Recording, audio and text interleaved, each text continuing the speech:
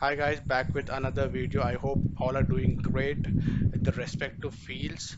I have come up with few courses and the coupons as well so that you can avail the offer as soon as possible. One quick disclaimer is like when the video is posted, right? Please avail the coupons as soon as you get it right, because what happens here is when the video is posted and the coupons that I have been shared in the description below will have an expiry date, right? And the expiry date varies depending upon the course subscription, right?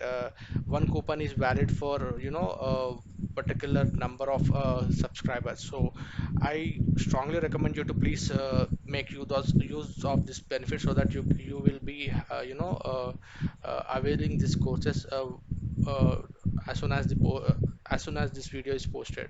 So let's jump into the video really quick. And as you can see, we have courses on different segments as such, right? And if at all you are a beginner and you wanted to learn programming, right? And